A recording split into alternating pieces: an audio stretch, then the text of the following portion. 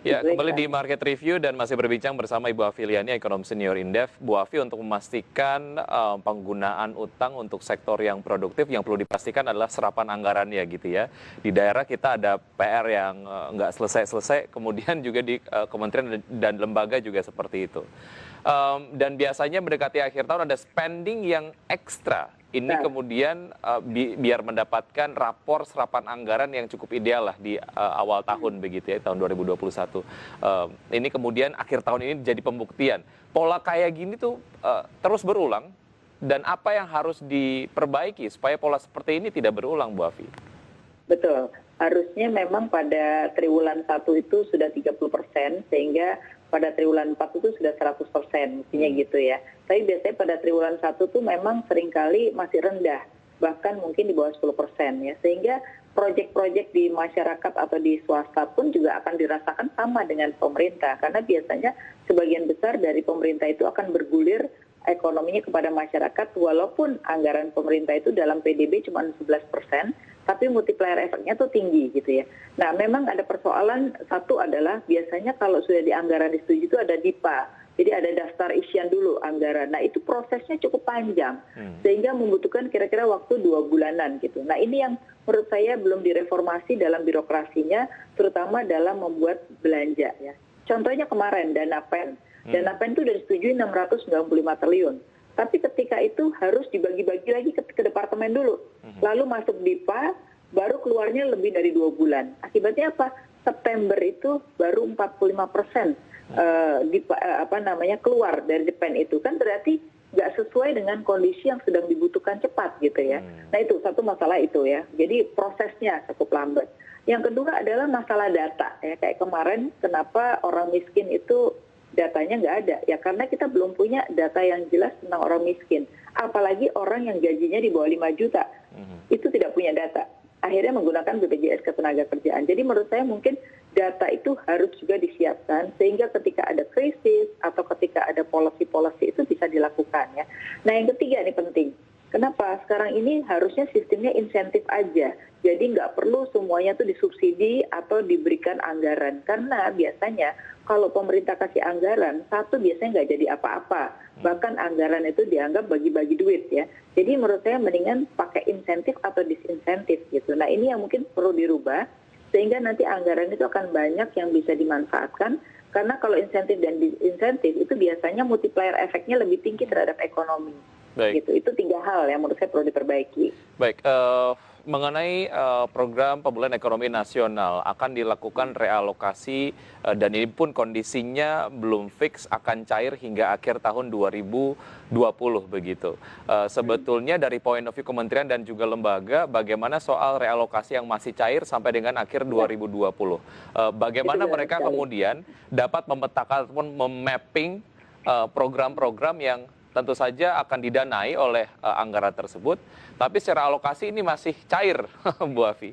Analisa Anda seperti apa? Ya, betul, ini problemnya. Jadi kan ada 2 nih, ada dana APBN, ada dana PEN, ya kan? Dana PEN itu yang khusus untuk COVID, ya ada kesehatan, ada UMKM, dan perusahaan. Nah, APBN-nya sendiri dan APBD itu banyak yang direalokasi. Nah, problemnya ketika direalokasi itu harus mulai lagi dari awal, dari mulai bikin DIPA lagi gitu. Ini jadi problem juga. Makanya dana-dana di perbankan, khususnya dana pemerintah dan juga dana pemerintah daerah itu masih banyak gitu. Kenapa? Karena itu tadi, karena begitu dia merealokasi itu harus mengikuti lagi daftar isian. Nah, ini kalau menurut saya tahun depan nggak diselesaikan, maka kita nggak akan cepat recovery ya. Mestinya ini pemerintah berani untuk melakukan perubahan di dalam daftar isian sampai dengan implementasi gitu. Jadi kita ini kelamaan administrasi dibandingkan pengeluaran uang gitu.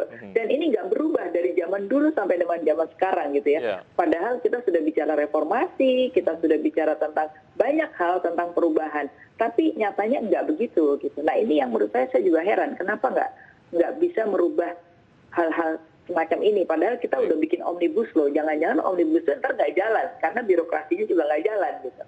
Itu Mas, jadi persoalan terbesar itu adalah pada level di mana ketika ada realokasi maka tidak fleksibel. dalam mempercepat anggaran itu dibelanjakan, tetapi harus mulai masuk anggaran lagi, masuk DIPA lagi, dan itu nanti beberapa persetujuan baru bisa keluar. Baik. Jadi butuh 2 bulan lah untuk itu. Ya, Bu Afi, perlu ketegasan dari Presiden nggak sebagai trigger untuk membuat serapan anggaran ataupun mungkin penggunaan utang lah ya, supaya kemudian lebih efektif dan berdaya guna? Ya, menurut saya gitu. Karena dulu sebelum tahun 2003 ya, itu sebenarnya kalau kita bicara tentang keuangan negara, itu adalah biasanya ada pinjaman tuh untuk proyek. Jadi pinjaman, misalnya pinjaman 5 miliar US dollar itu untuk kepentingan apa. Sehingga pertanggungjawabannya jelas. Kalau sekarang, itu setiap pemerintah ngeluarin ORI atau ngeluarin SBN, itu ya pokoknya utang. Tapi di dalam satu paketnya, itu tidak kelihatan untuk apa. Jadi menurut saya mesti dikembalikan lagi bahwa setiap utang itu pengalokasiannya untuk apa, sehingga masyarakat itu bisa mengontrol ketika pinjaman satu paket itu digunakan untuk keperluan apa. Nah ini yang sekarang ini kelemahannya adalah justru dalam paketnya satu, tetapi nggak jelas untuk apa. Kalau dulu itu situ misalnya 5 miliar untuk misalnya pembangunan jalan tol, jadi kita tahu tuh. Gitu. Nah ini mungkin harus dikembalikan ke sana supaya kita bisa melihat efektivitas dari setiap utang. Baik. Itu Mas Wiki. Ya, Bu Afi, cadangan devisa September ini turun jika dibandingkan dengan bulan Agustus tahun 2020. Salah satu atau beberapa pos yang kemudian cukup menghabiskan cadangan devisa kita adalah untuk pembayaran utang luar negeri pemerintah dan juga upaya stabilisasi nilai tukar rupiah dari faktor eksternal. Melihat ini, bagaimana analisa Anda, Bu Afi? Ya, memang betul ya. Jadi cadangan devisa itu kan bisa macam-macam. Bisa adanya investor asing itu bisa masuk dan bisa keluar ya. Kemudian juga untuk stabilisasi, berarti kan kalau nilai tukar kita lagi melemah, maka Bank Indonesia lah emang intervensi pasar supaya rupiah kita nggak semakin melemah dan membuat inflasi. Itu juga salah satu tugas Bank Indonesia. Nah ini tugasnya ya itu tadi, memperbaiki struktur ekonomi supaya devisa kita lebih stabil. Sekarang ini devisa kita lebih banyak ketergantungan juga selain dari hutang luar negeri juga terhadap investor asing yang hot money, yang jangka pendek gitu. Itu jadi masalah ya.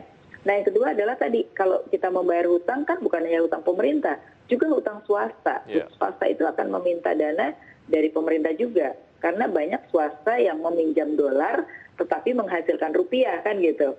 Sehingga ketika dia harus membayar utang dalam bentuk dolar, dia harus tukarkan ke perbankan dan Bank Indonesia lah yang juga harus mengatur gitu. Sehingga kalau mau jujur memang cadangan devisa kita itu relatif sebenarnya sangat rendah ya dibandingkan beberapa negara yang rata-rata di atas 200 miliar US dollar. Kita kan 100-an gitu. Bu Afi, tadi di paket pengantar disampaikan oleh salah satu narasumber bahwa utang yang didapatkan Indonesia adalah untuk membayar utang lama. Ini kemudian sepertinya jadi pola tutup lubang. Apa yang bisa dilakukan untuk memutus pola ini, Bu Afi? Ya, menurut saya satu-satunya adalah pilihannya satu menurunkan pengeluaran dari APBN kan gitu. Yang kedua ya mencari sumber baru. Nah, jadi pilihannya yang mana kan gitu ya. Kalau menurut saya nyari sumber baru nggak gampang dalam kondisi sekarang. Demand lagi turun, supply juga tidak bisa dipaksakan, harga komoditas juga turun. Biasanya pemerintah punya dapat pajak itu dari harga komoditas yang tinggi. Tapi harga komoditas lagi turun kan sekarang. Nah, jadi satu-satunya ya sebenarnya harus bisa melakukan efisiensi di dalam pengeluaran. Itu yang paling mungkin ya. Tapi kan kondisi saat ini tidak mungkin karena harus ada dana pen tadi gitu. Jadi menurut saya ketika nanti sudah kondisi normal, maka yang harus dilakukan dulu adalah mengefisienkan biaya ya atau pengeluaran, tetapi insentif lah yang lebih diutamakan sehingga nanti swasta atau BUMN saja yang akan menjalankan untuk mendapatkan pajak gitu. Itu saya rasa penting ya. Dan yang berikutnya adalah sekarang ini ekstensifikasi pajak itu kan belum dilakukan. Jadi sebenarnya banyak sekali orang Indonesia yang sudah di atas 4,5 juta pendapatannya tapi belum bayar pajak gitu loh.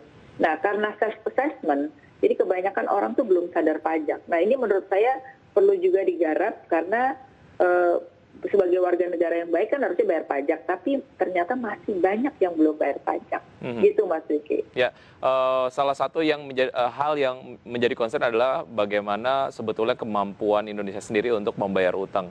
Dan dari upaya pemerintah sendiri untuk bisa mendapatkan pundi-pundi dari sektor pajak juga ini kemudian jadi satu concern Bu Afi. Secara target nampaknya juga untuk tahun ini tidak dapat terpenuhi. Analisa Anda mengenai ini seperti apa Bu Afi? Iya, jadi menurut saya memang dalam kondisi pandemi sampai dinyatakan vaksin ada, itu memang pemerintah masih akan meningkatkan defisit ya.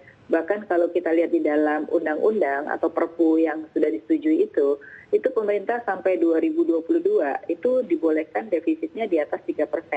Jadi itu artinya bahwa pemerintah masih akan butuh utang yang sangat banyak ya. Nah, disinilah saatnya konsolidasi. Nah, konsolidasinya apa? Satu adalah memang mungkin pemerintah bisa memberikan bantuan, tetapi orang harus punya NPWP gitu. Jadi membuat orang itu sadar ketika nanti kondisi sudah normal, mereka sudah bekerja lagi, dia harus bayar pajak gitu. Nah, ini yang harus dilakukan. Karena kalau kita lihat di Omnibus Law, ini malah bisa nambah beban negara nih. Kenapa? Karena nanti uang pesangon itu akan dibebankan ke BPJS kan. Nah, BPJS itu pasti kemampuannya terbatas. Bisa jadi kayak kesehatan, defisitnya bisa 9 triliun gitu loh. Nah, jadi beban negara bisa tambah lagi kan. Nah, ini menurut saya juga harus hati-hati. Jangan kita mau kasih karpet merah kepada pengusaha atau investor, tapi membebani negara gitu. Nah, ini lebih berbahaya lagi di masa yang akan datang. Gitu. Jadi ya saran saya, walaupun pemerintah ini tiap 5 tahun ganti, ya harus merasa sense of belonging-nya ada dong sama negara ini. Jangan di masa pemerintah ini ya pokoknya kita yang penting aman selama 5 tahun, ya nggak bisa begitu ya. Nah, inilah pentingnya kontrol publik supaya kesinambungan negara ini terus berlangsung tanpa dibebani nanti pada suatu saat hutang yang sangat besar dan kita nggak bisa bayar. Untungnya ini jangka panjangnya lebih banyak utangnya. Jadi kita masih punya waktu juga untuk bayar hutang. Kalau sekarang kan yang 200 triliun itu baru bunganya aja loh, belum pokok gitu. Nah, jadi disinilah harus benar-benar ada perhitungan apa yang mesti dilakukan yang dikaitkan dengan pembangunan. Jadi jangan tidak sinkron antara kita punya utang dengan pembangunan yang mau kita lakukan. Gitu. Ya, ada sense of belonging dari setiap pemerintahan, jangan hanya kemudian memikirkan ketika periodenya selesai, tidak dipikirkan konsekuensi dari hal-hal yang sudah dilakukan di periode-periode yang sudah dijalankan. Baik, oke, Bu Afi masih ada satu segmen, kita akan lanjutkan usai jeda berikut ini, dan pemirsa tetap di Market Review, saja kami akan segera kembali.